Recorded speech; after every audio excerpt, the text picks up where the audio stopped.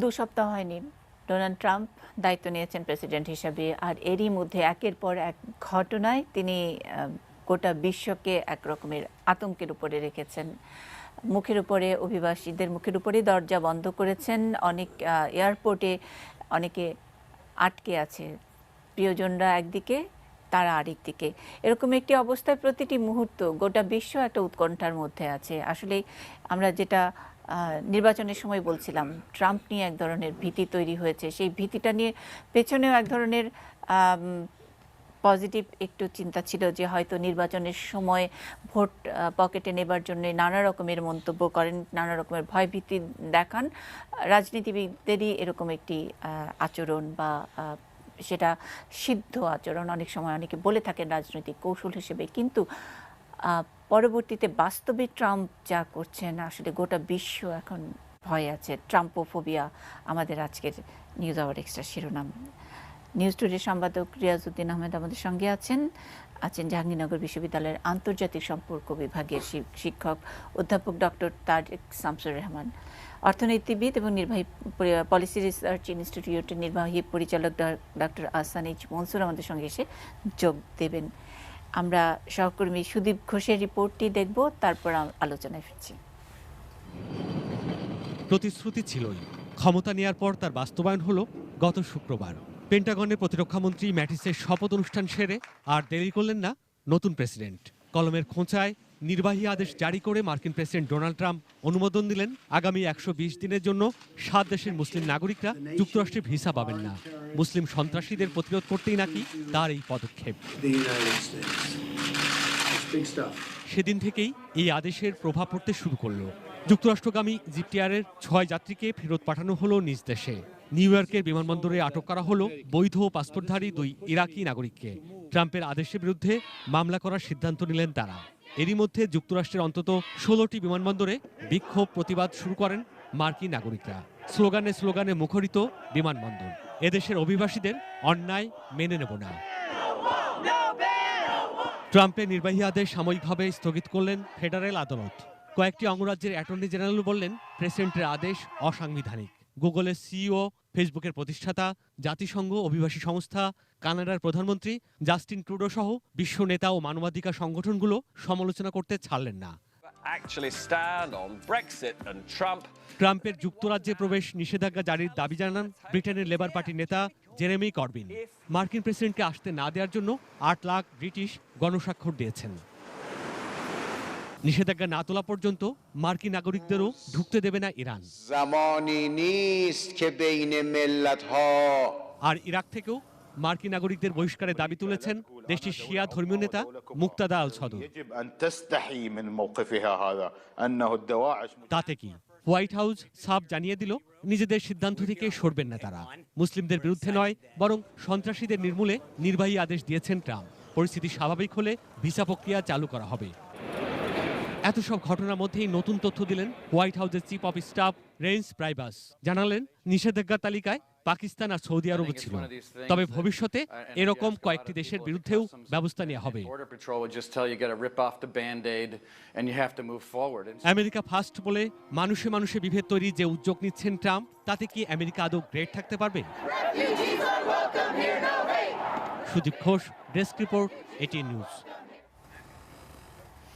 সুদীপ ঘোষ এখানে প্রশ্নটি রাখলেন, আসলে আমেরিকা গ্রেট কি আসলেই থাকতে পারবে এভাবে অভিবাসীদের উপরে নিষেধাজ্ঞা, এবং গোটা বিশ্ব একটা ভীতির মধ্যে আছে। আরও একটি বিষয় যেটি যে সুদীপ ঘোষের রিপোর্টেই দেখছিলাম, তিনি বলছেন সব কিছু পরিস্থিতি স্বাভাবিক হলে ভিসা প্রক্রিয়াটাও সহজ, আবার হয়তো স্বাভাবিক হবে। আমরা কি তার কোনো আলামত দেখতে পাচ্ছি কিনা? না, এটা আমেরিকা ফার্স্ট বলা মানেই হলো আমেরিকার প্রোটেকশনিস্ট পলিসির মধ্যে চলে গেল।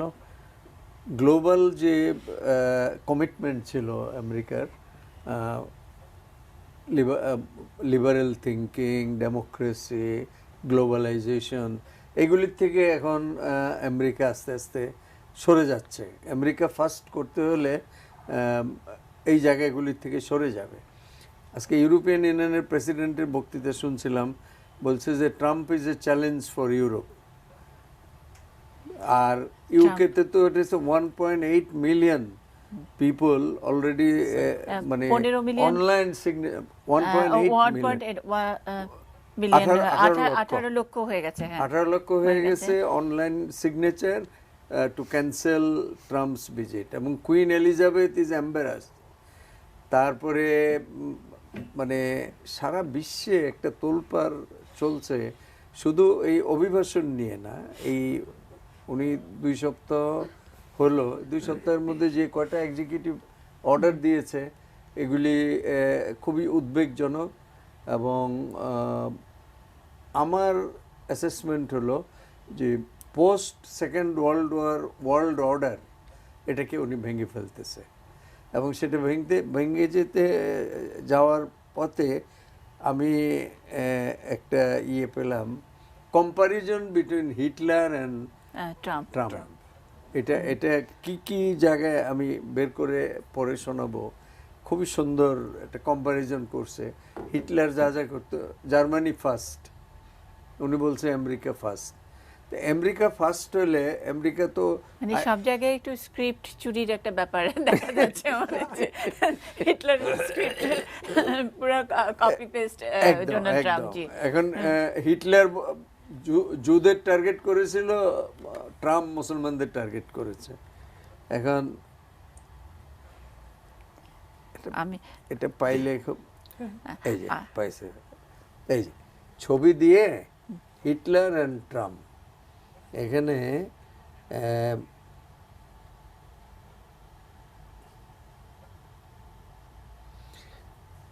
Adolf Hitler used racism to rise to power. Donald Trump uses racism to rise to power. Hitler proposed mass deportations. Trump proposes mass deportation.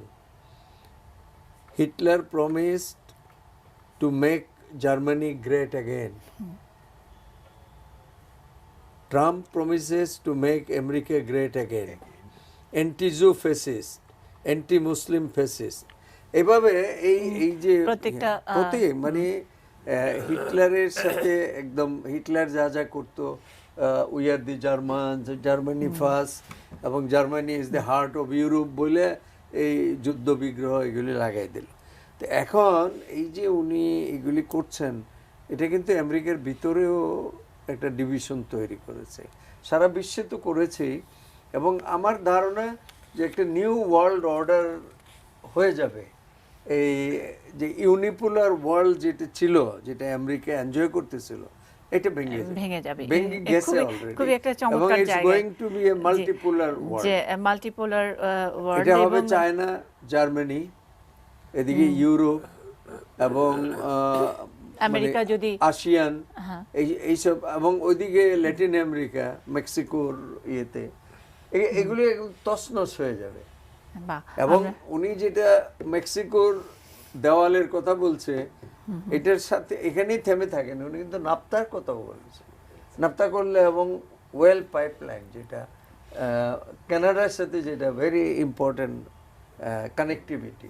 তো এইগুলি মিলে আমরা কোথায় যে থামবো, আমেরিকা কোথায় থামবে, আমরা কোথায় থামবো, এবং আমরা হলাম একেবারে গিনিপিগ। মানে আমরা যে তাই কি আমরা কি গিনিপিগ, মানে আমরা কোন দিকে, আমরা এই পোলারাইজেশনের মধ্যে আমাদের কি অবস্থা দাঁড়াবে, আমাদের ব্যবসা বাণিজ্য আমেরিকার সাথে এখানে আসলে ডিপ্লোমেসিটা অনেক চ্যালেঞ্জিং হয়ে যাচ্ছে, যে ডিপ্লোমেসির ডিলিং গুলা আমরা আমেরিকার সাথে আমাদের মানে অ্যাপারেল এক্সপোর্ট হলো $5 বিলিয়ন। এখন এটাকে তো আমরা ইগনোর করতে পারবো না। আবার এইটা ধরে রাখতে গেলে অন্যদিকে যেমন টিপিপি বাতিল করেছে, এটা হাসান মনসুর সাহেব ওদিন আমরা একটা আলোচনায় বলছিলাম, অনেকে বলছে যে বাংলাদেশ উইল বি বেনিফিটেড। উনি হাসান মনসুর সাহেব মানে ডিফার করেন এটা। জি, আহসান মনসুর আছেন আমাদের সঙ্গে। হ্যাঁ, আসলে জি, শুনবো নাকি? যুক্ত হবেন, তার কথা আমরা শুনবো। তার আগে একটু দেখতে চাই যে অভিবাসীদের উপরে যে নিষেধাজ্ঞা দিয়েছে, যে কটি দেশের উপরে প্রথমে দেশের নাম তিনি করেছেন, সেগুলোর সঙ্গে আসলে জঙ্গিবাদের কতটা সম্পর্ক হিস্ট্রিক্যালি ছিল বা আছে, তার একটি ছোট্ট খতিয়ান আমেরিকান জার্নালিস্ট ফারিদ জাকারিয়া তার রিপোর্টিং, তার প্রেজেন্টেশন নিয়ে তার চমৎকার রিসার্চের কাজ করেন। তার একটি অনুষ্ঠানের অংশ থেকে একটি ছোট্ট অংশ দেখব আমরা এই বিষয় নিয়ে। Donald Trump's executive order suspending the entry of Syrian refugees and of anyone from 7 Muslim countries is filled with requests for reports and information. The Department of Homeland Security, the State Department, are asked to provide information on the numbers of foreign terrorists and then to issue progress reports on the policy with more data within 1 and 3 months. So let me save the government some money and offer the data right now. Alex Nowrasteh of the Cato Institute, a conservative think tank, has tallied the number of Americans killed by citizens of the 7 countries banned from 1975 to 2015. They are as follows. From Iraq, 0. From Iran, 0. From Syria, 0. From Yemen, 0. From Libya, 0. From Somalia, 0. And from Sudan, you guessed it, 0. Incidentally, that number from Saudi Arabia is 2,369. From the UAE is 314. From Egypt is 162, according to Cato. Why certain countries are on or off this list is truly mysterious. Some newspapers have noted correctly that none of the Muslim majority countries that have a Trump hotel, building, or office are on the list. More broadly, Cato's Nowrasteh points out that including 9/11, the chance of an American being killed by foreign terrorists on U.S. soil over that 41-year period is 1 in 3.6 million per year. Being killed by a refugee, your chances are 1 in 3.64 billion per year. So there's really no rational basis for this policy. What explains it then? I suppose it's what has explained so much of Donald Trump's political career, the exploitation of fear. From the birther campaign to the talk of Mexican rapists, Trump has always trafficked in fear-mongering. This time, to stoke those fears and present himself as the country's protector, he chose to punish ordinary men, women, and children who are fleeing terrorism and violence, who are willing to brave the odds, bear the hardships, and separate from family and home, all to try to come to America. These people are the roadkill of Trump's posturing. But something else is being destroyed along with it. The image, reputation, and goodwill of the United States as the beacon of the world. As someone noted over the past few days, Donald Trump seems to want to turn off that lamp on the Statue of Liberty. Exploitation of fear. Tarique Shamsur Rahman, আমরা Trump ফোবিয়াটি এরকম জি না আমরা ফারিদ জাকারিয়ার যে পরিসংখ্যান, এই পরিসংখ্যানটা আমিও দেখেছি সকালে। এটা একটা গবেষণামূলক প্রতিষ্ঠান থেকে সেটা দেওয়া।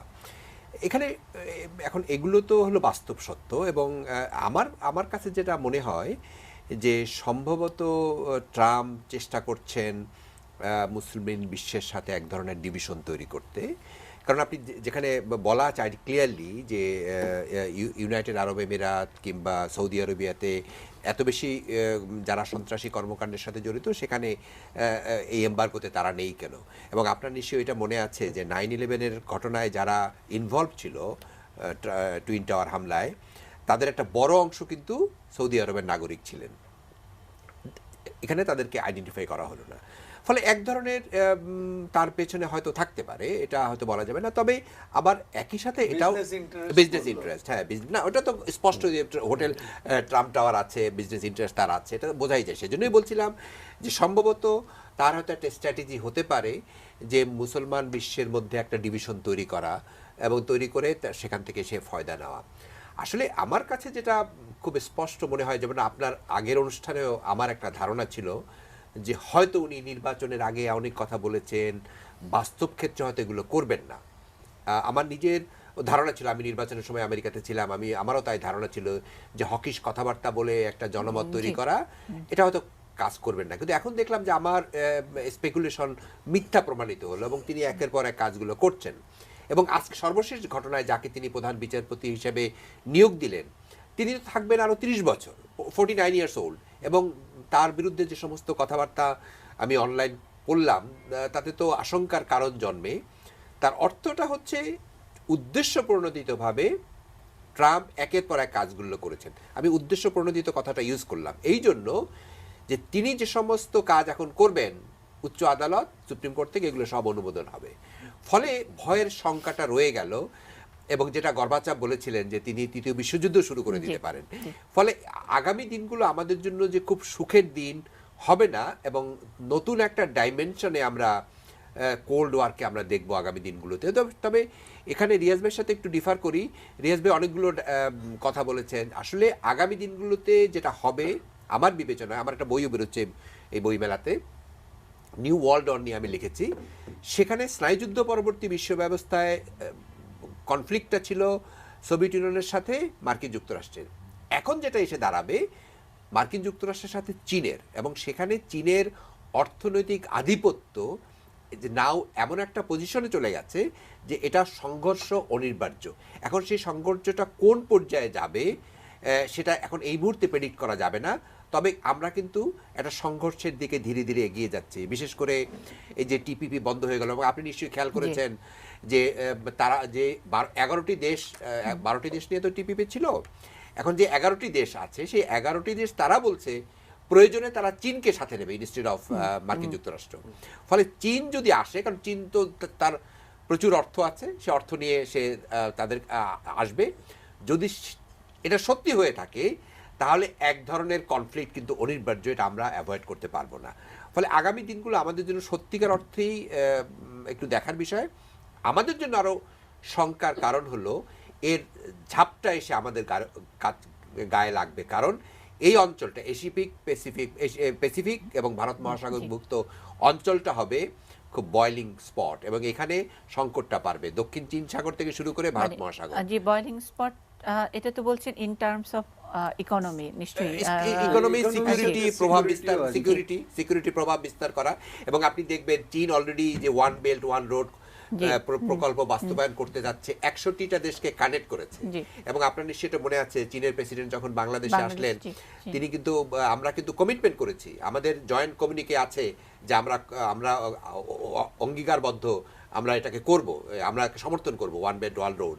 এবং ওয়ান বেল্ট ওয়ান রোড যদি কার্যকর হয় তাহলে যে ইকোনমিক বেল্টটা যেটা আছে কুনমিং থেকে আমাদের কক্সবাজার পর্যন্ত বিসিআইএম আছে, কিন্তু সেটা নিয়ে একটু সংকট আছে। তো এইটা আরো কার্যকর হবে যদি, সেজন্যই চীন চাচ্ছে সোনাদিয়াতে একটা ডিপ সি পোর্ট করতে, যেটা এখনো বাংলাদেশ কিন্তু করেনি, রাজি হয়নি।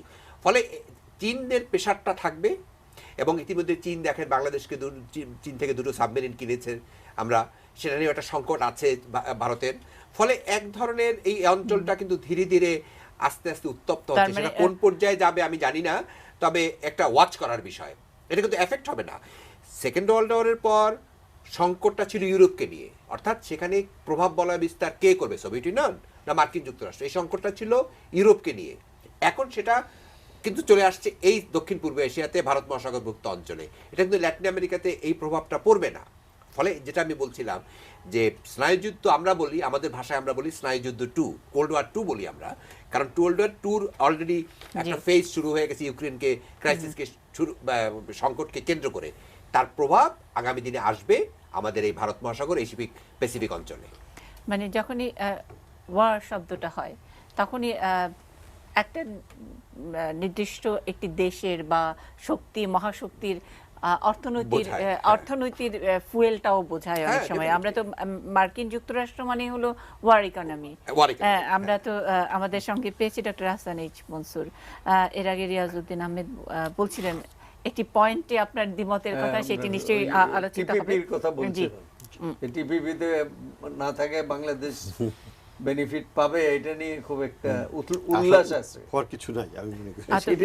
হ্যাঁ, আপনি বলেছেন আতঙ্কিত হওয়ার কিছু নেই। যাই হোক, ওয়ার ইকোনমিক, এই কোল্ড ওয়ার 2 যেটার ইঙ্গিত দিলেন তারেক শামসুর রহমান, তার এটার প্রভাব অর্থনীতিতে, মানে তাদের অর্থনীতিতে কি পড়বে? তার মানে আমেরিকা ফার্স্ট, তারা কি বেনিফিটেড হবে কোনো? দেখুন, আমেরিকা ফার্স্ট প্রিন্সিপাল যেটা হয় সেটা কিন্তু সবসময় আমেরিকান পলিটিশিয়ানদের মধ্যে সবসময় এটাই ছিল, আমেরিকা ফার্স্ট। কিন্তু সেটা গর্বের সাথে বা মাইক দিয়ে বলার কিছু ছিল না, সেটা implied, understood and well understood, সেখানে কোনো প্রশ্ন ছিল না। কিন্তু এখন যেটা উনি করছেন, যেটা উনি ঢাকঢোল পিটিয়ে বলছেন যে আমেরিকা ফার্স্ট, এটা এক নম্বর, একটা ভেরি আনডিপ্লোম্যাটিক অ্যান্ড ভেরি আনসিভিলাইজড। 2 নম্বর, মানে ফার্স্ট হতে গেলে তো ইন টার্মস অফ এভরিথিং, আপনি ব্যবসায়ও ফার্স্ট হবেন, মরালিটিতেও ফার্স্ট হবেন, সিভিলাইজেশনেও আপনি কিন্তু যেটা ইম্পর্টেন্ট সেটা হচ্ছে যে কতগুলো প্রিন্সিপালের ভিত্তিতে একটা প্রথম স্থান দখল করতে হয়। আমাদের মার্কশিটে যেমন যে আমরা 1 নম্বর ক্লাসে পাই সেরকম, সেটা কি অর্থনীতি একটা, সেটাতে তারা এখনো বজায় আছে এবং কিছুদিন আরো থাকবে। 2 নম্বর হচ্ছে যে তাদের fundamental values of the system. Fundamental values কি? যে আমাদের একটা যেটাকে কার্টারের সময় থেকেই করা হয়েছিল, যে যে এইটা কি বলে সিভিল লিবার্টিজ এবং যে এই ভ্যালুসটা এবং ইমিগ্রেশনের ভিত্তিতে দেশটা গড়ে উঠেছে, সেটার যে একটা একটা একটা সোশ্যাল ইম্প্যাক্ট। একটা American society is a mosaic society, it's not a singular কোনো একটা কিছু নাই সেখানে। সেই সোসাইটিটাকে সে চ্যালেঞ্জ, সেই প্রিন্সিপালগুলোকে সে চ্যালেঞ্জ করছে, এটা আরেকটা দিক। আর 3 নম্বর দিক হচ্ছে যে ওল্ড অর্ডার অফ সিকিউরিটি যেটা গড়ে উঠেছিল পোস্ট সেকেন্ড ওয়ার্ল্ড ওয়ার, সেটাকে তিনি ভেঙে ফেলছেন। ইউরোপের সাথে যেভাবে বিহেভিয়ারটা শুরু করেছেন, he wants to break European Union, period. এখানে কোনো ইউরোপিয়ান ইউনিয়নের কোনো দ্বিমত নাই, স্পষ্ট করে বলেছেন। দেখছেন কিনা জানি না, আমি আসার সময় ইউরোপিয়ান ইউনিয়নের প্রেসিডেন্টের বক্তৃতাটা উনি বলেছেন যে Europe faces challenge from Trump. আমাদের এখন আরেকটা দিক খেয়াল রাখতে হবে, সেটা হলো যে ট্রাম্প। আগে তো রাশিয়া ছিল, আগে ব্রেক্সিট ছিল, এখন ট্রাম্পিজম যেটা আরেকটা ট্রাম্পোফোবিয়া। এইটা এখন কথা হলো যে এই এতগুলো জিনিসকে এই 10-12 দিনের মধ্যে প্রশ্নবিদ্ধ শুধু না, ফাউন্ডেশনে নাড়া দেওয়ার মতো। মাত্র 2 সপ্তাহ, এবং উনি জানিয়ে দিয়েছেন উনি একা মানে ট্রাম্প থাকলে আর শত্রুর দরকার নাই। When you have a friend like that, you don't need an enemy. তো বাট প্রশ্নটা হচ্ছে যে 1 নম্বর, তার কি সেই ম্যান্ডেট আছে কিনা পপুলেশনের কাছ থেকে নাই, হয়তো তার যতদিন পর্যন্ত রিপাবলিকান পার্টি তার সাথে থাকবে সে হয়তো অনেক কিছু করতে পারবে, এটা একটা দিক। রিপাবলিকান পার্টি কতদিন থাকবে সেটা এখন আসলে ম্যান্ডেট নিয়েই বা ডিবেটটা কি, কত দূর আর কি করতে পারবে ম্যান্ডেট দিয়ে। অনেকে বলছেন যে অভিশংসনটা বোধহয় এগিয়ে আনছেন। ওয়েল, আমেরিকান ডেমোক্রেসিতে অনেক কিছুই হতে পারে, কিন্তু আসলে ম্যান্ডেট তো মার্কিনিরাই দিয়েছে। এটা আপনি পপুলার ভোট বলেন, আর তাদের সিস্টেমে তো এটা, তাদের কোন সিস্টেমে এটা এখন পপুলার ভোট আর ইলেকটোরাল কলেজ এগুলো ডিবেট করে তার কোনো লাভ নাই। কোনো লাভ নাই। Constitution is constitution, that is to be upheld, that is to be upheld, that's without question. ইস্যুটা হচ্ছে যে the policies have impact on everybody, every American citizen and also globally. এই জিনিসটাতে এখন এটা র্যামিফিকেশন যেগুলো হবে সেগুলোকে সে আলটিমেটলি ম্যানেজ করতে পারবে কিনা, এবং এটার মধ্যে কনসিস্টেন্সি আছে কিনা। 1 নম্বর, এটার মধ্যে কনসিস্টেন্সিও নেই। আমি যদি সোভিয়েত ইউনিয়নের সাথে চায়নাকে কন্টেন করতে চাই, which is a very well understood principle, ওবামারও তাই প্রিন্সিপাল ছিল, এবং সেই জন্যই যেটাকে টিপিপিটা করা হয়েছিল, টু সাপোর্ট সিকিউরিটি অ্যারেঞ্জমেন্টকে একটা ইকোনমিক অ্যারেঞ্জমেন্টের মাধ্যমে সাপোর্ট দেওয়া। সে টিপিপিটা ভেঙে ফেললো। আচ্ছা, নট অনলি দ্যাট, আর কি করলো যে আমি এশিয়া প্যাসিফিক থেকে আমি আমার সোলজার উইথড্র করবো। কারণ কি, তারা কন্ট্রিবিউট করে না।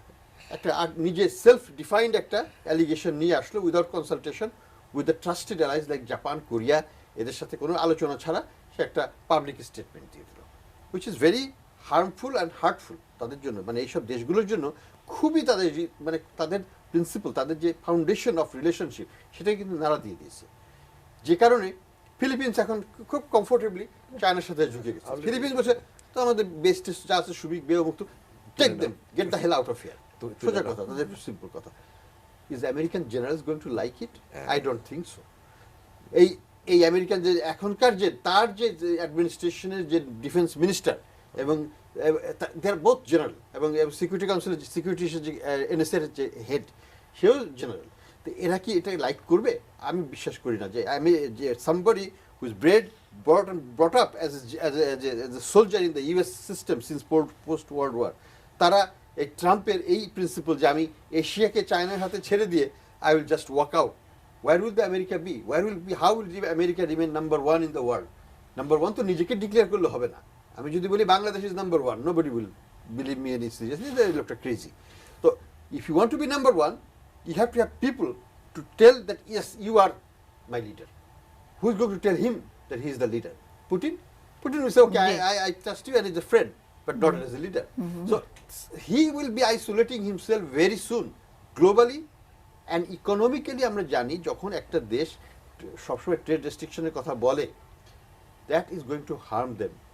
লং টার্মে আমেরিকার জন্য এটা বিরাট ক্ষতি হবে অর্থনৈতিকভাবে, এবং সেটা কিন্তু আমেরিকান বিজনেস কমিউনিটি সেটা বুঝছে, এবং বুঝেই কিন্তু তারা প্রোটেস্ট করছে যে ইমিগ্রেশন এটা করা যাবে না। কারণ আমেরিকান সোসাইটি আর economy is driven by the technology, আর টেকনোলজি ইজ ড্রিভেন বাই ওই যে H1 ভিসা। তো H1 ভিসাই যদি আমি বন্ধ করে দিই, বা আমি যদি বলি যে ডিসক্রিমিনেট করবো, এটা করবো, মেরিট বেসড হবে না, তাহলে কিন্তু আমেরিকান এই আইটি বেসড টেকনোলজিক্যাল রেভলিউশন, এখন যে ইন্টেলিজেন্স, আর্টিফিশিয়াল ইন্টেলিজেন্স, নানান কিছু তারা করছে, সেগুলোকে টিকিয়ে রাখতে পারবে না, এবং এগুলো তখন ইউরোপের দিকে চলে যাবে, বা অন্য কোথাও চলে যাবে, বা ইন্ডিয়াতে তারা থাকবে, বা চায়নাতে তারা থাকবে। And China is advancing very fast as well. তো আমাকে চিন্তা করতে হবে আমেরিকানদের ধীরস্থিরভাবে, যে আমরা কি একজন পাগল, এটা তো তাকে ক্যারেক্টারাইজ করাই হয়েছে বাই প্রফেসর অফ মনস্তাত্ত্বিক বিশেষজ্ঞ, যে he is a mentally imbalanced person and he can do anything to harm the society and the world. এখন গোটা বিশ্ব পাগল সামলাচ্ছে নাকি? এই পাগলের সাথেই থাকবো, নাকি আমরা একটা সুস্থ মস্তিষ্কে চিন্তা করবো যে আমরা কোথায় যাচ্ছি? এখানে একটু শেয়ার করি মনির সাহেবের সাথে।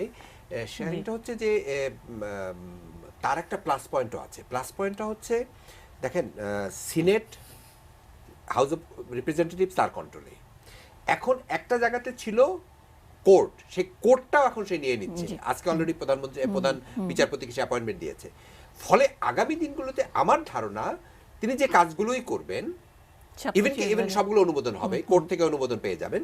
ইভেনকি আমার একটা ধারণা, আই মাইট বি রং, হয়তো কনস্টিটিউশনও কিছু কিছু পরিবর্তন তিনি আনতে পারেন, এটা হয়তো এটা করতে পারেন তিনি। কনস্টিটিউশনাল প্রভিশন চেঞ্জ করতে পারবে না, ইন্টারপ্রিটেশন অফ দ্য কনস্টিটিউশন, ওই যে মিন করছি আমি, ইন্টারপ্রিটেশন চেঞ্জ করতে পারে, কিছু কিছু ক্ষেত্রে ক্লজ সেখানে অ্যাড করতে পারে। টোটাল কনস্টিটিউশন চেঞ্জ করা যাবে না, ওয়ার্ড একটা ওয়ার্ড হবে না, তবে কিছু ইন্টারপ্রিটেশন চেঞ্জ করতে কিছু কিছু ক্ষেত্রে পরিবর্তন আসবে, আপনি দেখবেন। কনস্টিটিউশনে না, আমি বলছি যে আইনগুলো পরিবর্তন হবে, কিছু কনস্টিটিউশনে কিছু কিছু ধারা হয়তো তিনি ক্লজ অ্যাড করতে পারেন তিনি। আমার 2/3 অফ দ্য স্টেট লাগবে, 2/3 অফ দ্য সিনেট লাগবে, 2/3 অফ দ্য হাউস। এটা তো কি সিনেট তো তার কন্ট্রোলে, না না, কন্ট্রোল নাই, 2/3 নাই, 2/3 তার কোন জায়গায় 2/3 নাই, না 2/3 নাই তার, বাট কন্ট্রোলে আছে। আজকে যেটা ওটা হবে না, আমাদের মতো না না, কিন্তু আমরা তো chief justice May face challenge from Democrats, হতে লাভ তো নাই, তাতে আপনি কনফার্মেশন তো তাদের হবে না, আপনার মেজরিটি তাদের আছে না।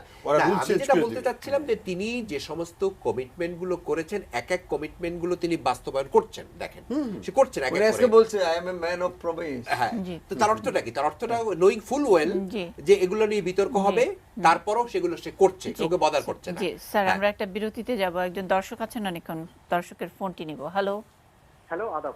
জি, আমি তারেক শামসুর রহমান স্যারকে একটা সুনির্দিষ্ট প্রশ্ন করতে চাই। সেটা হচ্ছে যে ট্রাম্প তো 7টা দেশ থেকে মুসলিমদেরকে আমেরিকায় প্রবেশে যে বাধাটা দিচ্ছে, আমরা জানি যে ওবামা প্রশাসন ঠিক একই সিদ্ধান্ত নিয়েছিল। তখন কিন্তু টকশো টেবিলগুলিতে আমরা কিন্তু এই ধরনের আলাপ আলোচনা করিনি। গেল এক। আরেকটা প্রশ্ন আমি রিয়াদ ভাইয়ের কাছে করতে চাই, যে সিনেট যে প্রশাসনটা আছে, যে রাষ্ট্রযন্ত্রটা আছে, তাদের বাইরে যে এই যে মেক্সিকো সীমান্তে যে দেয়ালটা তুলে দিচ্ছে, এটা কি আসলে ট্রাম্পকে সামনে রেখে সিনেট প্রশাসনের আসলে সিদ্ধান্ত কিনা? মানে একা ট্রাম্পের পক্ষে কি সিনেটের বাইরে যে এরকম একা একটা সিদ্ধান্ত নিয়ে ফেলা সম্ভব কিনা? ওকে, অনেক অনেক ধন্যবাদ, খুব ভালো প্রশ্ন। বিরতির পরে আমরা উত্তর নিব। জি,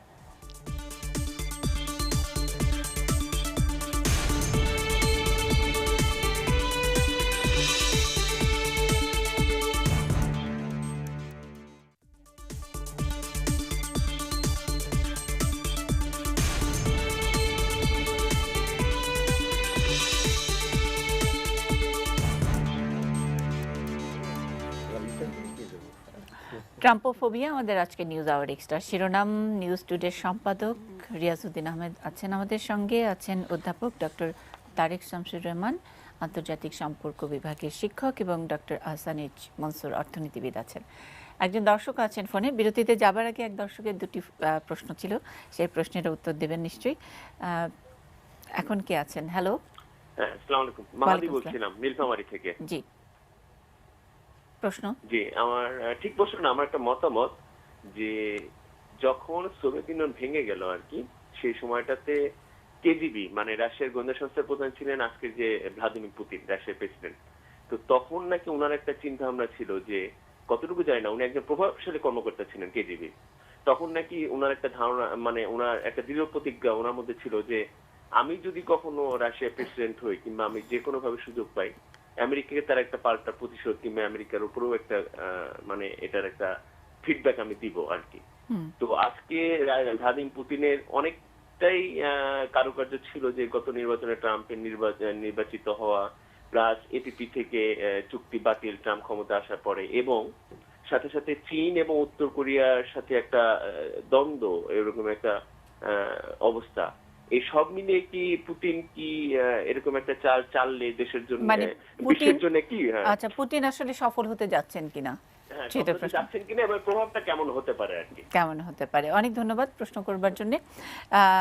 মাহাদির প্রশ্নের সঙ্গে একটু ওই সোশ্যাল মিডিয়ার কিছু, অনেক সময় আমরা জানি যে এইসব থিওরি, নানা রকমের রেফারেন্স ধরে অনেক রকমের মজার মানে কি বলে, হ্যাঁ, অনেক গসিপ, ঠিক না, অনেক ট্রল করে, হ্যাঁ ট্রলও করে, মানে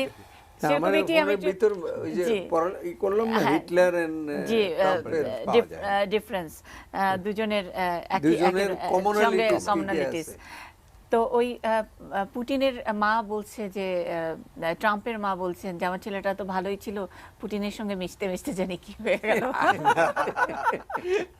যাই হোক, প্রশ্নের জবাব চাইছেন রিয়াজউদ্দিন আহমেদ, এবং 7টা দেশ থেকে ওই যে বাদ দিয়েছিলেন ওবামা রেফারেন্স।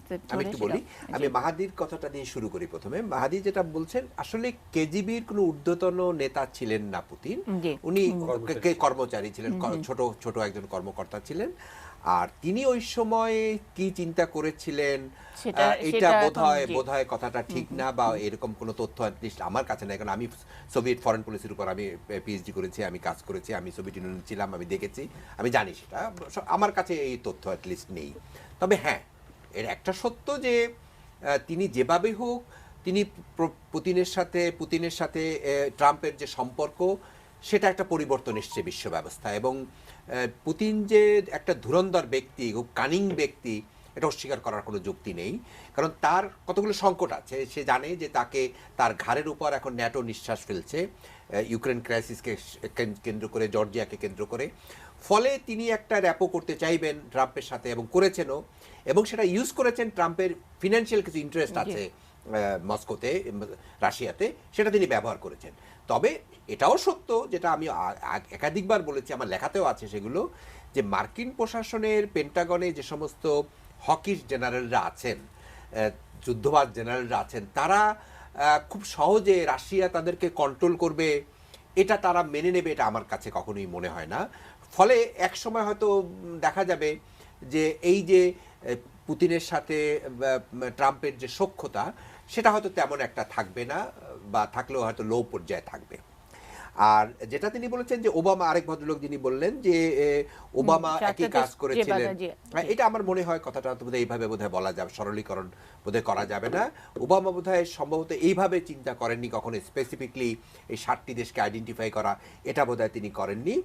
আর মেক্সিকো নিয়ে যে দেয়ালের কথা তিনি বলেছেন, এটা ইন্টারেস্টিং হচ্ছে, মেক্সিকোর কথা উনি অনেক আগেও, ইলেকশনের আগেও তিনি বলেছেন যে মেক্সিকোকে বর্ডার ফেন্সিং করে দিতে হবে, দেয়াল করে দিতে হবে। এখন কস্টটা তিনি এখন বলার চেষ্টা করছেন যে কস্ট যেটা হবে, এই কস্টটা তিনি মেক্সিকোর যে পণ্য, সে পণ্যের উপর 20% ট্যাক্স ইম্পোজ করে তিনি এটা কাভার করবেন। কিন্তু প্রবলেমটা হলো, তিনি এটা বলছেন বটে, কিন্তু এটা কিভাবে এক্সিকিউট করতে পারবেন সেটা একটা প্রশ্ন আছে। কারণ তিনি যদি এটা এক্সিকিউট করেন, তাহলে নাফটা নিয়ে একটা প্রশ্ন আসবে। ফলে এই কিছু কিছু জটিলতা সেখানে আছে। এবং তিনি যদি এটা করেন, ঠিক কাউন্টার মেজার হিসেবে মেক্সিকো একই কাজ করতে পারে এবং মেক্সিকোর সাথে তার ট্রেডের রিলেশন একদম একদম খারাপ না। ফলে যিনি যত কথাই বলুন না কেন, এটা কিভাবে করবেন আদৌ যদি করেন এটা জটিলতা থাকবেই থাকবে। একটা প্রশ্ন ছিল যে মানে সিনেট কে বাদ দিয়ে করতে পারে, হ্যাঁ, মানে ট্রাম্পের একার পক্ষে সম্ভব কিনা, মানে হোল সিস্টেমের মধ্যে বিউটিটা হলো আমেরিকান সিস্টেমের চেক এন্ড ব্যালেন্স। এবং চেক এন্ড ব্যালেন্সটা দেখেন যে এই মুহূর্তে এক্সিকিউটিভ অর্ডার হলো 7টা কান্ট্রির ইমিগ্রেন্টসদের ব্যান করে দিল, সাথে সাথে মানে কোর্টে গেল, কোর্ট এটাকে মানে পার্শিয়ালি আটকিয়ে দিল পার্শিয়ালি। এবং আজকে একটা স্ট্যাটিস্টিক্স দেখলাম যে এই পর্যন্ত 820 or 27 এরকম ইমিগ্রেন্ট অলরেডি ঢুকে গেছে এই 7টা কান্ট্রি থেকে এই অর্ডার হওয়ার পরে। এটা কিন্তু because of this check and balance, মানে কোর্টের পার্শিয়াল অর্ডারের কারণে। তো এই যে সিনেট আছে, কংগ্রেস আছে, অনেকে বলে যে সিনেট কংগ্রেস রিপাবলিকানদের, ট্রাম্প ও রিপাবলিকানদের, যা খুশি তাই করতে পারবে। এইটা রৌশন এরশাদের মতো লিডার অফ দ্য অপোজিশন, ওখানে হবে না, এটা হবে না। ওখানে রিয়েলি হবে, আপনার রিয়েলি চেক এন্ড ব্যালেন্স হবে। এবং এই চেক এন্ড ব্যালেন্স যতক্ষণ থাকবে ততক্ষণ মেক্সিকো, মানে এই 2 সপ্তাহে ট্রাম্পের যে মানে ট্রাম্প নিজে নিজে অনেকগুলো সিদ্ধান্ত নিয়ে ফেলছেন, কিন্তু তার পাশের ভাইস প্রেসিডেন্টই জানেন না, এরকম ঘটনা ঘটছে। তো আপনি চেক এন্ড ব্যালেন্সের কথাটা, মানে এই আস্থাটা আমাদের কোত্থেকে হচ্ছে? আমাদের জাস্ট উল্টো আশঙ্কাটা তো আমরা ঘুরে ফিরে সেই ট্রাম্পোফোবিয়ার মধ্যেই তো যাচ্ছি না। না না, ওই টেস্টটা তো এখনো ফেস করছে না। 2 সপ্তাহে তো আপনি এত বুঝতে পারবেন না। একটা সময় অলরেডি আমরা চেক এন্ড ব্যালেন্সেরও তো কিছু দেখি না, অলরেডি তো ম্যাককেন যে সিনিয়র সিনেটর এবং রিপাবলিকান লিডার, উনি এবং আরো 2-3 জন তো রিঅ্যাক্ট করেছে। তারা তো they oppose this idea of Trump. তো আবার ট্রাম্প একাও চলে, ইলেকশনের সময় কিন্তু ওরা তাকে অপোজ করেছে, কিন্তু আবার পল রায়ানও দেখলাম যে আজকে কি যেন বলতেছিল, নট সাপোর্টিং হিম অ্যাকচুয়ালি। তো এখন এইগুলি কিন্তু একটা পোলারাইজেশন হবে, এবং সেই পোলারাইজেশনে অনেকে বলছে যে the world may have to wait for 2 years. 2 বছর পরে যখন আবার সিনেটের ইলেকশন হবে, আবার 2 বছর পর তখন কিন্তু বোঝা যাবে যে ওখানে যদি ডেমোক্রেটরা একটু ডেন্ট করতে পারে, তাইলে কিন্তু এই ট্রাম্পোফোবিয়া অনেকটা কমবে। সিনেটের ইলেকশন পর্যন্ত মানে ওই মিডটার্ম ইলেকশন 2 বছর পর, কিন্তু অনেকে গত 2 সপ্তাহে ট্রাম্পের যে প্রম্পটনেস, মানে মানুষকে ভীতি এবং তার যা ইচ্ছা তাই করে ফেলার যে নমুনা তিনি দেখালেন, তাতে কিন্তু মনে হচ্ছে যে ওই যে ইমপিচমেন্টের কথা, একজন নির্বাচনের সময় তো অনেক রকম অনেক কিছু হয়, আমরাও রিপোর্ট করেছিলাম। একজন জ্যোতিষী বলেছেন যে তিনি ইমপিচমেন্টের মধ্যে পড়তে পারেন, কিন্তু সেটাই তো ত্বরান্বিত হচ্ছে কিনা, মানে টাইমলাইনটাকে ওই 2 বছরই থাকবে নাকি তার আগেই হতে পারে বলে মনে হয়? জি, ইমপিচমেন্টটা তো হবে অন এথিক্যাল গ্রাউন্ড বা একটা গ্রস ইরেগুলারিটি, করাপশন। এখন এত যখন somebody মানে খুব স্পিডে রেস করে, তখন কিন্তু ক্র্যাশ করার সম্ভাবনা থাকে, কলাইড করার সম্ভাবনা থাকে। তো এগুলিতে তো আসতেছে, ইটস কামিং। যখন এই 2 সপ্তাহে তো অনেকগুলি, এই যে ইউরোপ একটা পোলারাইজেশন ইউরোপে কিন্তু পরিষ্কার হয়ে গেছে যে ব্রিটেনে তাকে ঢুকতেই দিবে না। 1.8 মিলিয়ন পিপল সিগনেচার দিয়ে দিছে, কুইন এম্বারাসড ফিল করছে। তো এইটা একটা, ইউরোপিয়ান ইউনিয়নের প্রেসিডেন্ট বলছে যে Trump is a challenge for Europe. এইগুলি কিন্তু আস্তে আস্তে যত সারফেস করবে, এগুলি মানে আমেরিকান পিপলকে অ্যানয় করবে। এবং আমেরিকার ভিতরে যেটা হচ্ছে, এটা তো পলিটিক্যাল কালচার, আমেরিকান কালচার না, এটা তো বাংলাদেশের কালচার। এটা যে মানি না মানি না মানি না, what is this, you are not our president, not my president. তো এবং মানি না, মানে উই ডোন্ট অ্যাকসেপ্ট। তো এইগুলি যে ঘটনা, এগুলি সব মিলে এই 2 সপ্তাহ না, মানে আরো আপনি কিছু- যেটা বলেছেন যে খুবই চমৎকার করে বললেন যে এটা তো বোধহয় বাংলাদেশের কালচার মানি না। আবার এই যে নট মাই প্রেসিডেন্ট এই ধরেন এই প্রোটেস্টটাকে আবার অনেকে একটু অন্যভাবে ইন্টারপ্রেট করছে যে that is beauty of democracy এসব বলছে। বাংলাদেশের বেলায় আমরা একটু বোধহয় নেগেটিভলি বলি যে আমরা ডেমোক্রেসির কিছুই শিখি নাই, সুতরাং মানি না, মানে যে কোনো না, কিন্তু যেটা আমেরিকান মানে নন হিস্ট্রিতে এইরকম ইলেকশনের পরে ইলেকশন মানি না, এবং ট্রাম্প নিজেই কিন্তু এটা শুরু করেছিল। জি। সেই ডিবেটের সময় বলেছিল যে will you accept the result of the election, সে বলছে if I won if I win, মানে সেই কিন্তু শুরু করছে এটা।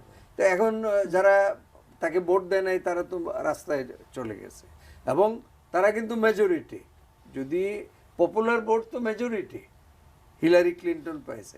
এখন ওরা যদি রাস্তার থেকে না আসে তাহলে আমেরিকার stability will be at stake, এবং সিভিল ওয়ারের পরে যে স্টেবিলিটিটা এনজয় করেছে এটা নাও থাকতে পারে।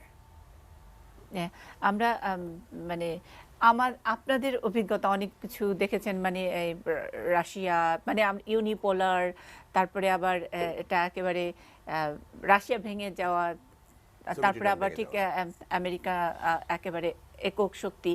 আবারও যেটা রিয়াজউদ্দিন আহমেদ তার উদ্বোধনী বক্তব্যে তিনি বলছিলেন যে এটা এখন ঠিক ইউনিপোলারের জায়গা থেকে মাল্টিপোলারের দিকে যাচ্ছে। আপনি এখানে যোগ করবেন কিনা? আমরা বলি যে হিস্ট্রি কি রিপিট হচ্ছে কিনা, মানে ঘুরে ঘুরে একটার পর একটা ওই যে কালের যাত্রার জায়গার মধ্যে এক জায়গা থেকে আরেক জায়গায় এক জিনিসই রিপিট হয় কিনা? হিস্ট্রি তো কোনো সময় স্ট্যাটিক কিছু না। এখানে রোমান সাম্রাজ্যের যেমন পতন হয়েছে, সব সাম্রাজ্যেরই পতন হয়েছে। কাজে মার্কিন সাম্রাজ্যবাদীতে পতন হবে না, এটা তো অবশ্যই হবে। কখন হবে, কিভাবে হবে সেটা কেউ বলতে পারবে না। হয়তো এটা দিয়ে শুরু হলো, এবং শুরুটা কিন্তু একদিনে হয় না, হয়তো 100 বছরের পরে এটা দেখা যাবে যে হিস্ট্রি হ্যাজ প্রুভেন ইটসেলফ। তো যাই হোক, এখানে ওয়ার্ল্ড বাইপোলার হয়ে যাচ্ছে। Polarization is a function of economic strength. Russia cannot be a polar anymore, কারণ রাশিয়ার economy is fundamentally very small, একটা মিড সাইজ ইকোনমি। ওই ইকোনমি দিয়ে বিশ্বকে ইনফ্লুয়েন্স করার মতো তার ক্ষমতা, যাতে কিছু মিলিটারি মানে ক্যাপাসিটি আমরা আছে। যখন পোলারাইজেশন বলি, যে বাইপোলার ইত্যাদি বলি, তখন একটু মনে হয় যে মানে একটু নেগেটিভ বা একটু ভয় থেকে বলি অনেক সময়। আবার এটা তো একটা ব্যালেন্সেরও জায়গা, নিশ্চয়ই পাওয়ার ব্যালেন্সের তো দরকার রয়েছে, তাই নয় কি? It's simply A fact that world যখন বাইপোলার হবে তখন আমাদের foreign relations, economic relations, all those things সেইভাবে তখন আবার আমাদেরকে পরিবর্তন করতে হবে। We have to reorient ourselves, আমাদের স্ট্র্যাটেজিক ডাইমেনশনগুলোকে চেঞ্জ করে নিতে হবে। সো আমাদেরকে ওই দিক থেকে দেখতে হবে যে আমাদের স্বার্থ কোথায় এবং কিভাবে সেটাকে আমরা তৈরি হওয়ার বিষয়টা। এগুলো হলো সিগন্যাল, ঠিক একেবারে আমার ঘরের উপরে এসে এক্ষুনি পড়বে তা নয়, কিন্তু যখন পড়বে তার জন্য তৈরি থাকা। অবশ্যই। এখন ট্রাম্প যেগুলো করছে, it's still in very early stage of his honeymoon period. এখনই কোনো ওই বড় রকমের ব্যাকল্যাশ ফ্রম সিনেট বা হাউস থেকে এখনই আসবে না নিজের দলের লোকের প্রতি, বিশেষ করে এটা সময় লাগবে। মানে এটাকে আপনি এক ধরনের আইওয়াশ মনে করছেন, যে যেরকম ম্যান অফ কি প্রমিস, মানে উনি যা প্রতিশ্রুতি দিচ্ছেন সেটাই রাখেন, ওইটা দেখানোর জন্য কি এটা খুব, উনি হয়তো সেভাবে দেখছেন, কিন্তু যদি তার যে বক্তৃতা ইলেকশনের সময় অনেক পার্টি অনেক কিছু নিয়ে নেয় যে ঠিক আছে, দিস ইজ ইলেকশন রিলেটেড রেটোরিক্স, এটা শাসন প্রথায় বা শাসন যন্ত্রে কোনো প্রতিফলন হবে না। কিন্তু যখন তারা দেখবে যে ট্রাম্প নেটো ভেঙে দিতে যাচ্ছে, ট্রাম্প এশিয়া থেকে বের হয়ে যেতে চাচ্ছে, সেটা কিন্তু তারা দিবে না। I have a firm conviction. Republicans being hawkish and militarist as they are, তারা কোনো সময় এই জিনিসগুলোতে হাত দিতে দিবে না। তারপরে হচ্ছে যে ট্রাম্প ইউরোপকে বাদ দিয়ে রাশিয়ার সাথে বন্ধুত্ব করতে যাচ্ছে, আমেরিকান মিলিটারি এস্টাবলিশমেন্ট সেটা নেবে না। তো এই জিনিসগুলো আগামী দিনে মানে রাশিয়ার সঙ্গে কি আমেরিকার বন্ধুত্ব ছিল না বা তলে নাই, থাকতে পারে একটা লেভেল পর্যন্ত। মানে ট্রাম্প যেটা ফলো করে বলে, কিন্তু বন্ধুত্ব না থাকলে বা সেই রকম কানেকশন না থাকলে তো একক ক্ষমতার অধিকারীও তো হওয়া যায় না। মানে তাদের তো এটা পার্ট অফ দেয়ার স্ট্র্যাটেজি। বন্ধুত্ব থাকতেই পারে, দাতা তো ছিলই, কিন্তু সেটা না। যেটা হচ্ছে যে ইউরোপকে বাদ দিয়ে আমি কি রাশিয়ার সাথে ফ্রেন্ডশিপ করব, that is not in the card. সেই জিনিসটা কিন্তু আমেরিকান কংগ্রেস বা সিনেট এই একেবারে আনটাচ তাকে করতে দিবে আমি বিশ্বাস করি না। এখানে চেকস এন্ড ব্যালেন্স আসবেই। এখন হানিমুন পিরিয়ড আছে, এখনো কিছু হয় নাই সেগুলো, আরো সময় লাগবে। সেখানে তার বক্তব্য দিচ্ছে সে যখন একটা এগুলোকে যখন প্রসেসের থ্রুতে নিতে যাবে, তখন যেমন সাপোজ ওবামা কি করে গেল, ওবামা কিন্তু একটা একটা একটা যেটাকে বলা হয় যে একটা পয়জন পিল ঢুকিয়ে দিয়ে গেল। সে 8,000 সোলজার পাঠিয়ে দিয়েছে পোল্যান্ড এবং ইসরায়েলে, ফার একটা ফ্রন্টিয়ারে, রাশিয়ার ফ্রন্টিয়ারে। Can Trump bring them back? একবারও কিন্তু ট্রাম্প বলে নাই আমি তাদেরকে সরিয়ে নিয়ে আসবো। ট্রাম্প বলেছে যে আমি চেষ্টা করব স্যাংশনগুলোকে উইথড্র করার, কিন্তু কোন সমর্থন কিন্তু রিপাবলিকান হাউস এন্ড সিনেট থেকে কিন্তু আসে নাই সেটার ব্যাপারে। ট্রাম্প বলছে স্যাংশন উঠাতে গেলে তো যেতেই হবে, এবং you have to go. ক্রিমিয়ার ব্যাপারে তো ডিসিশন হতে হ্যাঁ, হবে। কাজে তখন কিন্তু এককভাবে ট্রাম্প এই প্রেসিডেন্সিয়াল অর্ডার দিয়ে কিন্তু স্যাংশন করতে পারবে না। তো কতগুলো জিনিস আছে, মানে যাওয়ার আগে ওবামা অনেকগুলো জিনিস করে গেছে। ইউএন রেজলিউশন অন ইসরায়েল যেটা করে গেছে সেটাকে তো ট্রাম্প চেঞ্জ করতে পারবে না, রেজলিউশন হয়ে গেছে। তো জিনিসগুলো হলো যে there are certain things he can try to change, কিন্তু রোল ওভার করাটা খুব ডিফিকাল্ট হবে। এখানে রেজিস্ট্যান্স আসবে, that is strong vested military industrial complex, যেটা এটাকে বাধা দেবে এবং যেটার উপর American whole economy and military establishment যেটার উপর ভিত্তি, সেটাকে সে ভেঙে দিতে পারবে একটা প্রেসিডেন্টের কথায়। No, I don't believe resistance ওরে ভেঙে দিতে গেলে কিন্তু আমেরিকা আইসোলেশনে পড়ে যাবে। অবশ্যই আমেরিকা তো ওয়ার্ল্ড লিডার আর থাকবে না। কেউ আমেরিকাকে ট্রাস্ট করবে, ট্রাস্ট করবে নাম্বার 1। যে আমাদের একজন দর্শক আছেন, একটু ফোনটা নিব। হ্যালো, জি আসসালামু আলাইকুম। ওয়ালাইকুম আসসালাম। আমি চট্টগ্রাম থেকে শহীদ বলছিলাম। জি, তা আমি অবশ্য আলোচনা শুনছিলাম যে আমেরিকার বিষয় নিয়ে। এই যে আপনি যে সৌদি আরব আছে, সৌদি আরবে একটা জায়গা আছে, সেটার নাম হচ্ছে আরামকো। আরামকোর অর্থ হচ্ছে আমেরিকান অয়েল কোম্পানি। এটা সেটা দেখতে গেলে বাংলাদেশ থেকেও অনেক বড় জায়গা হবে, যেটা শুধু আমেরিকান নিয়ন্ত্রণে চলে। সেখানে কোনো সৌদি নাগরিক ঢুকতে পারে না। সৌদি নাগরিক ঢুকতে গেলে 5 লাগে, আমেরিকানদের 5 লাগে। আমার প্রশ্ন হচ্ছে এটাই অতীতের কাছে, পৃথিবীতে যেখানে আমেরিকার মানে রাজস্ব আছে, অর্থ আদায় করতে পারবে, সেটা হচ্ছে আমেরিকার বন্ধু। আর যেখানে সে পারবে না, সেটা হচ্ছে আমেরিকার দুশমন। আমেরিকানরা কিন্তু সবাই রসুনের মতন এক, হোসের মতন এক, কিন্তু বিশ্বের মধ্যে আমেরিকা হচ্ছে আলেক, আমরা হচ্ছে অন্য দেশগুলো হচ্ছে আলেক। আপনি দেখবেন যখন আমেরিকার স্বার্থ আসবে, সেখানে সাদ্দাম হোসেনকে জঙ্গি বলবে, লিবিয়ার গাদ্দাফিকে জঙ্গি বলবে, ওগুলো ছোট ছোট 3 মাসের বাচ্চাদেরকে এখন বোম মেরে হত্যা করে ফেলবে, সেখানে মানবাধিকার লঙ্ঘন হবে না। কিন্তু যখন আমেরিকার উপর আসবে, তখন সেটা মানবাধিকার লঙ্ঘন হবে। এটা হচ্ছে আমেরিকার রাজনীতিটা হচ্ছে ব্যবসা। ব্যবসায় হচ্ছে ওদের মূল রাজনীতি। সে মানব কল্যাণের ঘর রাজনীতি ওদের নাই, তাদের রাজনীতি হচ্ছে মূল মানে ব্যবসায়ী রাজনীতি।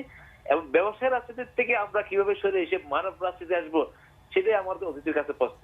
বাহ, খুবই চমৎকার। সেটা পসিবল যদি ইউনিপোলার ওয়ার্ল্ডটা ভেঙে যায়, ভেঙে যদি আপনার আরো একটা মাল্টিপোলার ওয়ার্ল্ড হয়। আমরা একটু বিরতির পরে একটু এটার একটু বিস্তারিত আলোচনা আপনাদের কাছ থেকে শুনবো। ব্যবসায়িক রাজনীতি থেকে মানবিক রাজনীতিতে আমরা কিভাবে যাব, একটা ছোট্ট বিরতি।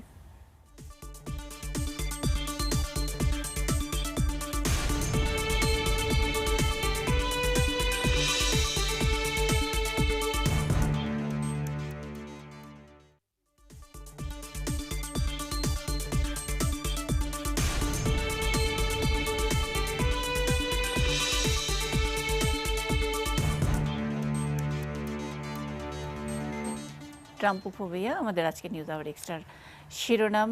সঙ্গে আছেন নিউজ টুডে সম্পাদক রিয়াজউদ্দিন আহমেদ, অধ্যাপক ডক্টর তারিক শামসুর রহমান, জাহাঙ্গীরনগর বিশ্ববিদ্যালয়ের আন্তর্জাতিক সম্পর্ক বিভাগের শিক্ষক, তিনি আমাদের সঙ্গে আছেন পলিসি রিসার্চ ইনস্টিটিউটের নির্বাহী পরিচালক অর্থনীতিবিদ ডক্টর আহসান এইচ মনসুর।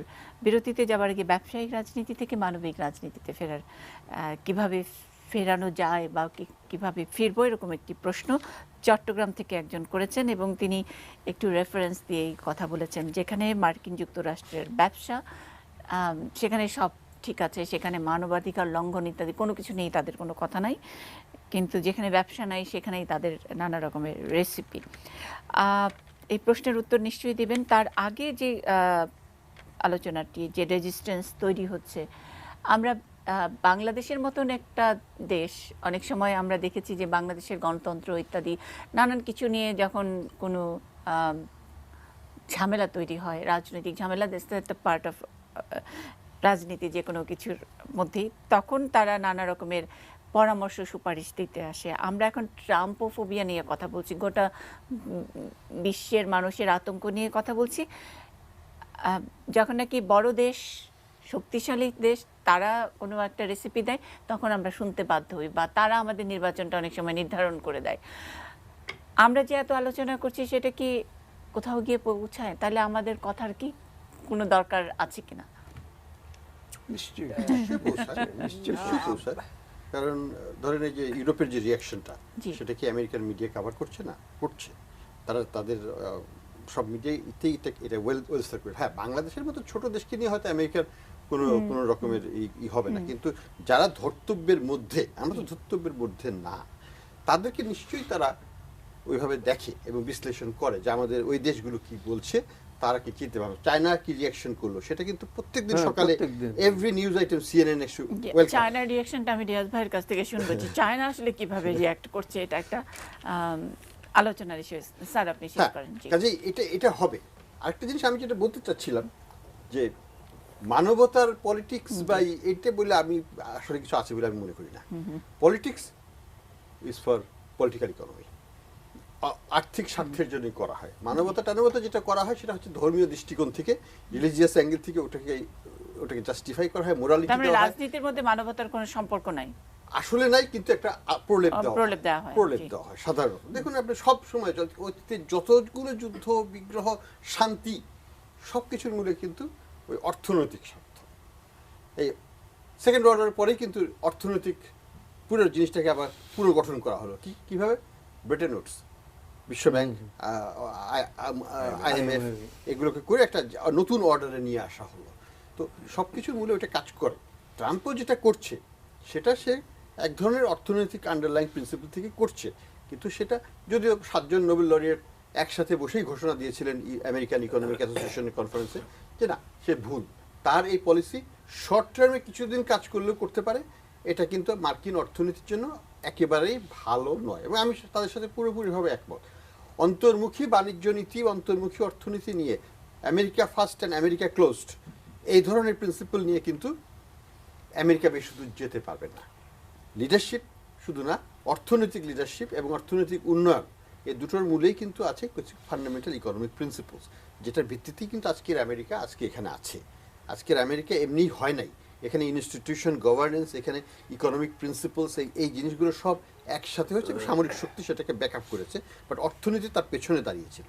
তো এই অর্থনীতিকে যদি সে কোনো কারণে বাধা দেয়, অর্থনৈতিক উন্নয়ন যেটা টেকনোলজিক্যাল উন্নয়নের সাথে সম্পৃক্ত, টেকনোলজি ভালো বাড়তে ডেভেলপ করতে পারলে অর্থনীতি এমনি ডেভেলপ করবে আবার।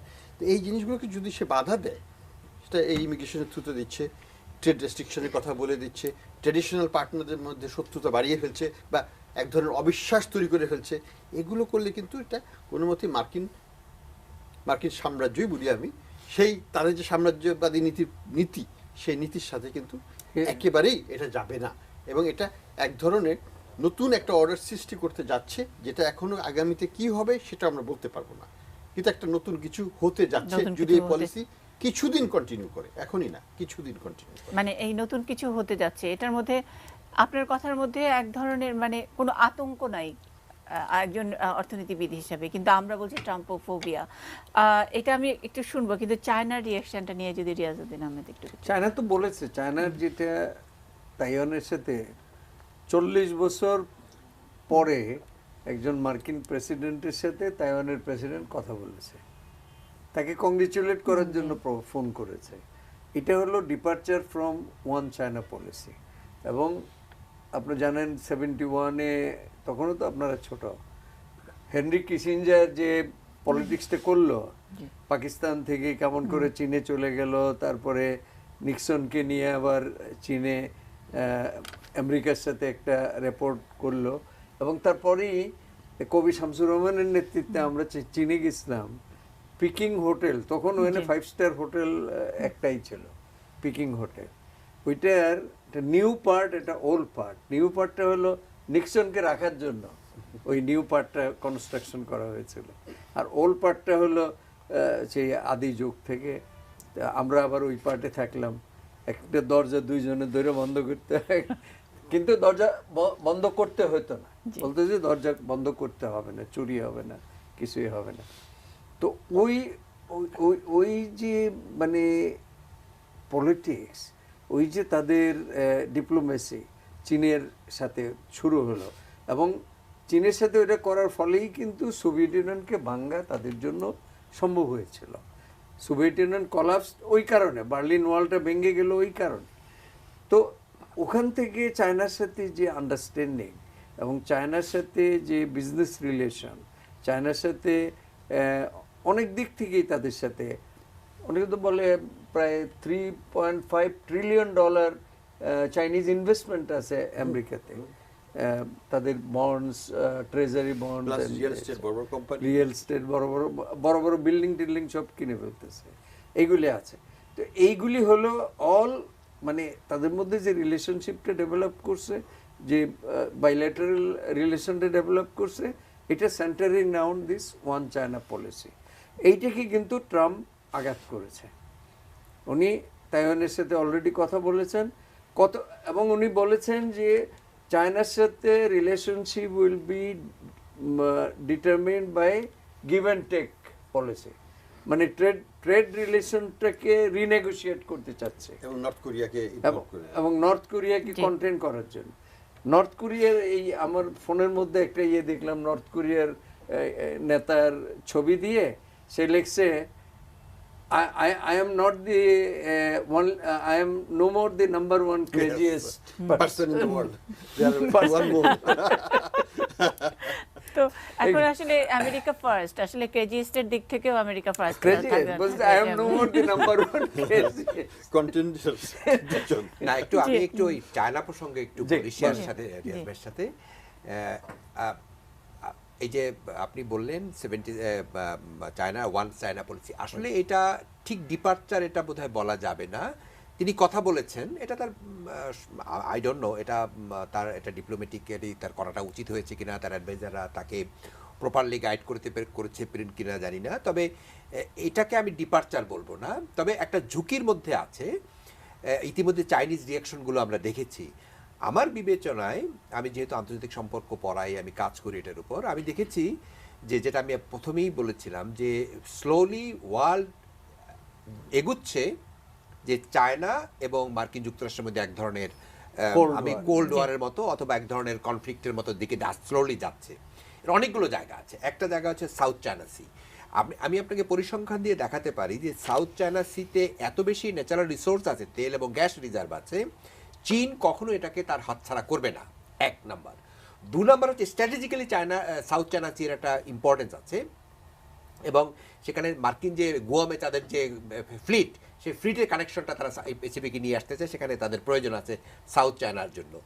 ফলে এই সাউথ চায়নার ব্যাপারে মার্কিন যুক্তরাষ্ট্র কি বলে, চীন কখনোই অ্যালাউ করবে না মার্কিন যুক্তরাষ্ট্র ইন্টারফারেন্স। অথচ আমরা দেখেছি যে টিলারম্যান, যে ফরেন সেক্রেটারি হতে যাচ্ছেন, তিনি বলছেন যে কোনো অবস্থাতে চীনকে ওই তার যে দ্বীপপুঞ্জকে সে ডেভেলপ করছে সাউথ চায়না সিতে, তাকে ওখানে ঢুকতে দেওয়া হবে না। ফলে এই কথাগুলো ধীরে ধীরে কিন্তু এক ধরনের কনফ্লিক্টের জন্ম দিচ্ছে। চীনের প্লাস পয়েন্ট হচ্ছে এখানে দেখেন, ভেরি ইন্টারেস্টিং, চীনের সাথে সাউথ চায়না চীনের দ্বন্দ্ব ছিল ফিলিপাইনের, সেই দ্বন্দ্বটা আন্তর্জাতিক আদালত ফিলিপাইনের পক্ষে রায় দিয়েছে। কিন্তু ইন্টারেস্টিং হচ্ছে চাইনিজ ফরেন পলিসির সাফল্যটা এখানে, যে ফিলিপাইনের যে প্রেসিডেন্ট দুতার্তে, তাকে তিনি নিয়ে গেছেন চীনে, আর্থিক সাহায্যটা যদি এটে তাকে কনভিন্স করেছে, এবং তার সাথে আর এখন এই মুহূর্তে ফিলিপাইনের কোনো দ্বন্দ্ব নেই। বরং ফিলিপাইনের প্রেসিডেন্ট বলছেন মার্কিন যুক্তরাষ্ট্রের যত মানে ইনভেস্টমেন্ট আছে, মিলিটারি ইনভলভমেন্ট আছে, আস্তে আস্তে পাত্তারি গুটাও। ফলে এই চায়নার সাথে সম্পর্কটা আগামীতে খুব ইন্টারেস্টিং ফেনোমেনার দিকে যাবে।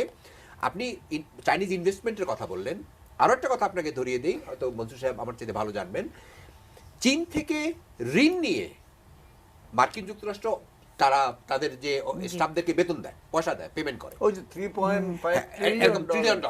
ফলে এই চীনের উপর তাদের নির্ভরশীলতা, অর্থনৈতিক নির্ভরশীলতা, প্লাস চাইনিজ যে গুডস প্রোডাকশন, তারা এত লো কস্টে জিনিসপত্র দেয়, এটা চাইনিজ আপনি মার্কিন যুক্তরাষ্ট্র করতে পারবেন না। মানে চীনে তো একটা প্রবাদই আছে, একদিন যদি চীন বন্ধ করে তাহলে মার্কিন যুক্তরাষ্ট্র নাকি এভাবে পড়ে যাবে, মানে একদিন চায়না প্রোডাক্ট বন্ধ হলে।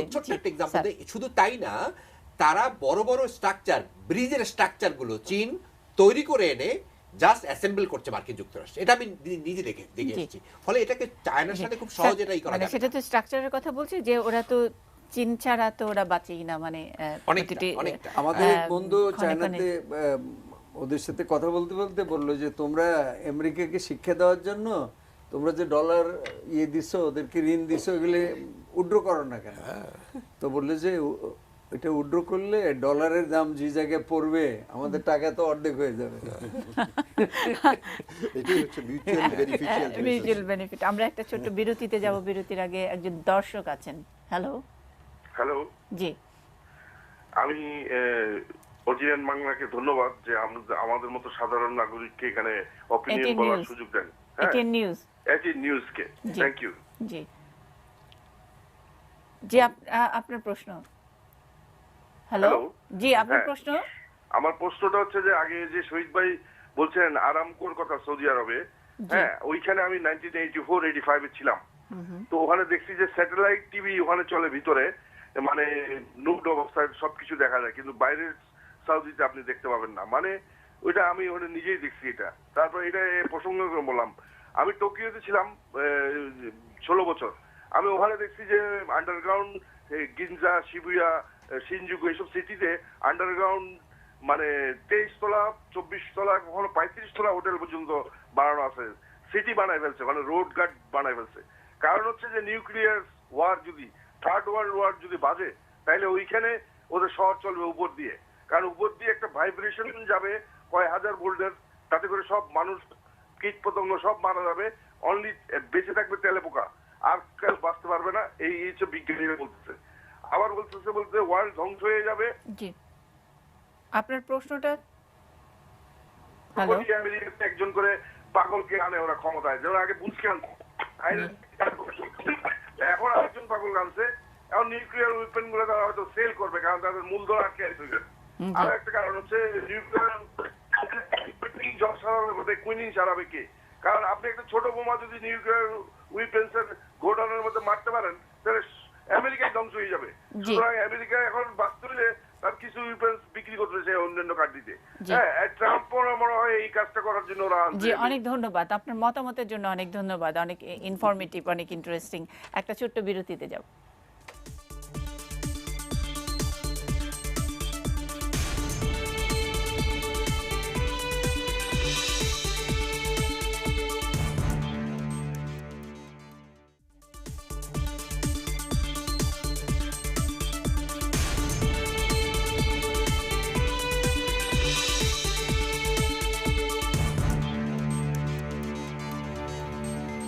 ট্রাম্পোফোবিয়া অনুষ্ঠানের একেবারে শেষ ভাগে আছি। মানে দায়িত্ব নেবার 2 সপ্তাহের মধ্যে ট্রাম্প যেভাবে ভীতির সঞ্চার করেছে, আমরা আসলে সেই ভীতি নিয়ে কথা বলতে গেলে আমাদের অনেক সপ্তাহ অন্তত লাগবে। যাই হোক, হাতে আছে সময় একেবারেই কম আজকের অনুষ্ঠানের। আমি ডক্টর আহসান এইচ মনসুর একেবারে শেষ মন্তব্য শুনতে চাই আপনার কাছ থেকে। দেখুন, বিশ্ব একটা এক ধরনের টালটামাল অবস্থার মধ্যে দিয়ে যাচ্ছে। Europe has its own problem, তাদের নিজের ইউরোপিয়ান ইউনিয়নের অস্তিত্ব নিয়েই আভ্যন্তরীণ সমস্যা আছে।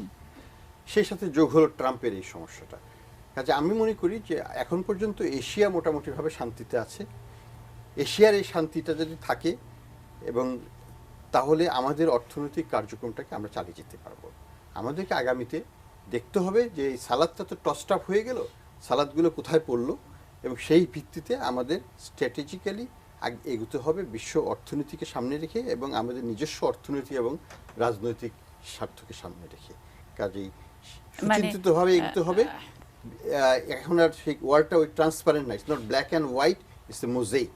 আমাকে ঠিক মতো পা ফেলে ফেলে যেতে হবে যাতে আমি কাউকেই ক্ষতিগ্রস্ত, কারোর সাথে সম্পর্ককে নষ্ট না করে আমরা আমাদের স্বার্থকে রক্ষা করতে পারি। যখন আমরা বলি ওয়ান ওয়ার্ল্ড, তার মানে এই এক একটা দিকে এক এক রকমের সমস্যা। হয়তো আমেরিকায় একরকম, আমেরিকার জনগণ এক রকমের সমস্যার মধ্যে দিয়ে যাচ্ছে, ক্রাইসিস বা ভীতির মধ্যে দিয়ে যাচ্ছে। আরেকটা ভীতি ইউরোপ, ওইদিকে এখন এশিয়ার দিকে আরেক রকমের, এবং স্ট্র্যাটেজিও আলাদা আলাদা। স্ট্র্যাটেজিক জায়গার কথা যদি তার একেবারে ছোট্ট এক লাইনে বলতে হবে কি? ট্রাম্পোফোবিয়া নিয়ে যেহেতু আমরা আলাপ করছিলাম, আমি 3টা বিষয়ের উপর গুরুত্ব দিতে চাই যে জিনিসগুলোর উপর আমাদের নজর রাখতে হবে। একটা হচ্ছে ইউরোপের সাথে ট্রাম্পের সম্পর্ক কোথায় যায় দেখতে হবে। দ্বিতীয় সম্পর্কটা হচ্ছে চায়না, চীনের সাথে সম্পর্কটা কোন পর্যায়ে যায় এটা দেখতে হবে। তৃতীয়ত হচ্ছে এশিয়া। এই 3টা জায়গাতেই কিছু কিছু পরিবর্তন আসবে এবং এই পরিবর্তনটা কোন দিকে যায় সেদিকে আমাদের নজর রেখে আমাদের সিদ্ধান্ত নিতে হবে, যাতে করে আমরা আমাদের পররাষ্ট্র নীতির ক্ষেত্রে, বৈদেশিক নীতির ক্ষেত্রে আমাদের অ্যাচিভমেন্টটা আমরা সামনে এগিয়ে নিয়ে যেতে পারি। বাহ, একজন সাংবাদিক হিসেবে এই যে এই ট্রানজিশনাল টাইমগুলো যখন আমরা দেখি, একেবারে পৃথিবী ওলট পালট, অনেকগুলো সময় কিন্তু আপনি দেখেছেন, এই সময়টা ওই যে আপনার ওই পৃথিবীর সৃষ্টি হয়েছে কিন্তু উলট পালটের মাধ্যমে। বিগ ব্যাং এর পরে দুনিয়াটা এরকম লন্ডভন্ড হয়ে একটা পৃথিবী তৈরি হয়েছে। আমি মনে করি যে এটা একদিক থেকে আমি খুব নার্ভাসও না। এটা যদি ইউনিপোলার ওয়ার্ল্ড ভেঙে মাল্টিপোলার ওয়ার্ল্ড হয়, তাইলে চেক অ্যান্ড ব্যালেন্সে আমরা ছোট ছোট কান্ট্রি বেনিফিটেড হব। আমি ওই আশায় থাকলাম। বাহ, মানে ভয় আসলে ভয়কে আসলে জয়ও করতে হয় এবং প্রকৃতি বোধহয় এই ভয় জয় করার শক্তি এক একটা জায়গার ভৌগোলিক অবস্থানের মানুষদেরকে সেরকমভাবে দেন। আমরা সেই ভয় জয় করার প্রত্যয় নিয়ে থাকি। থাকুন আমাদের সঙ্গেই।